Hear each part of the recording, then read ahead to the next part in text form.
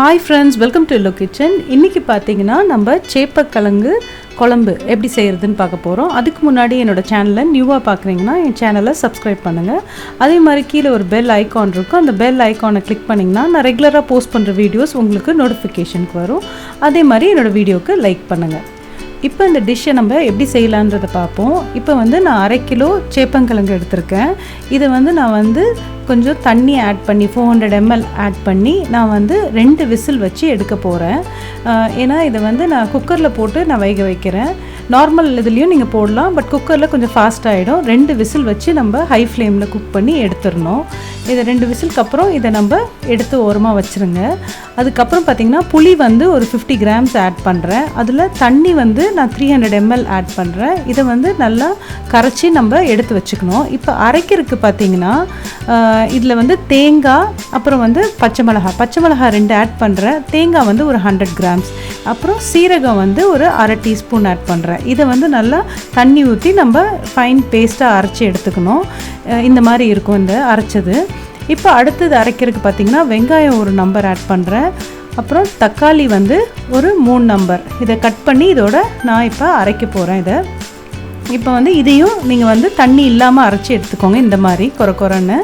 இப்போ இதை ரெண்டுத்தையும் நான் அரைச்சி தனியாக எடுத்து வச்சுருக்கேன். சீரகம் 1/2 டீஸ்பூன், வெந்தயம் 1/2 டீஸ்பூன். இதை லைட்டாக வறுத்துட்டு இதை நான் இடித்து பவுடர் பண்ணி எடுத்துக்கிறேன். ஆயில் 3 டேபிள் ஸ்பூன், கடுகு 1/2 டீஸ்பூன், சீரகம் 1/2 டீஸ்பூன், வெந்தயம் ஒரு 1/2 டீஸ்பூன், கருவேப்பிலை கொஞ்சோண்டு ஆட் பண்ணியிருக்கேன். இது எல்லாத்தையுமே கொஞ்சம் நல்லா வதக்கிக்கோங்க. இதை வதக்கின அப்புறம் பார்த்தீங்கன்னா நம்ம ஒரே ஒரு ரெட் சில்லி மட்டும் இது கூட ஆட் பண்ணிக்கிறேன். இப்போ இது கூட ஆனியனும் தக்காளி அரைச்ச பேஸ்ட்டை ஆட் பண்ணிக்கோங்க. இதை லோ ஃப்ளேமில் குக் பண்ணுங்கள். மஞ்சத்தூள் ஒரு 1/2 டீஸ்பூன் ஆட் பண்ணிக்கோங்க. மிளகாத்தூள் 1.5 டேபிள் ஸ்பூன் ஆட் பண்ணிக்கோங்க. தனியாத்தூள் 2 டேபிள் ஸ்பூன் ஆட் பண்ணிக்கோங்க. கொஞ்சோண்டு பெருங்காயம் ஒரு 1/4 டீஸ்பூன் ஆட் பண்ணிக்கோங்க. இதை மிக்ஸ் பண்ணிக்கோங்க. இப்போ ஹை ஃப்ளேம்லேயும் லோ ஃப்ளேமில் தான் நம்ம மாற்றி மாற்றி குக் பண்ணுவோம். அதனால் இதை கறியை விட்டுறக்கூடாது. ஸோ இதை நல்லா மிக்ஸ் பண்ணுங்கள். இப்போ இந்த மாதிரி டைமில் புளி கரைச்சதை நம்ம இதோட ஆட் பண்ணிக்கலாம். இப்போ இதை நல்லா மிக்ஸ் பண்ணிவிடுங்க. மிக்ஸ் பண்ண அப்புறம் பார்த்திங்கன்னா இது கொஞ்சம் ஹை ஃப்ளேமில் வச்சுக்கோங்க. இப்போ தேங்காய் அரைச்ச அந்த பேஸ்ட்டையும் நம்ம இதோட ஆட் பண்ணிக்கலாம். இதையும் ஆட் பண்ணிவிட்டு கொஞ்சம் நல்லா மிக்ஸ் பண்ணி விட்டுருங்க. கொஞ்சமாக இதோட தண்ணி லைட்டாக ஆட் பண்ணிக்கோங்க. இது திக்னஸ்க்கு ஏற்ற மாதிரி தான் நம்ம தண்ணி இதில் ஆட் பண்ணுவோம். இப்போ இதில் பார்த்திங்கன்னா கருவேப்பிலை கொஞ்சோண்டு ஆட் பண்ணிக்கிறேன். சால்ட் டேஸ்ட்டுக்கு ஏற்ற மாதிரி. இதை எல்லாத்தையுமே நல்லா மிக்ஸ் பண்ணியிருக்கோங்க. மிக்ஸ் பண்ண அப்புறம் பார்த்திங்கன்னா சால்ட் டேஸ்ட் பார்த்துக்கோங்க.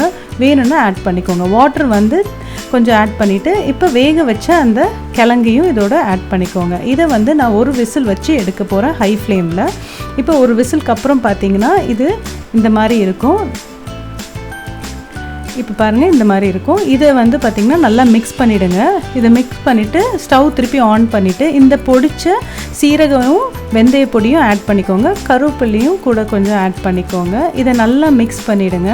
மிக்ஸ் பண்ண அப்புறம் இதை லோ ஃப்ளேமில் ஒரு 10 மினிட்ஸ் நம்ம குக் பண்ணோம். 10 மினிட்ஸ்க்கு அப்புறம் இது நீங்கள் இன்னொரு பவுலில் நீங்கள் மாற்றிடலாம். இப்போ இது ரெடி ஆகிடுச்சு.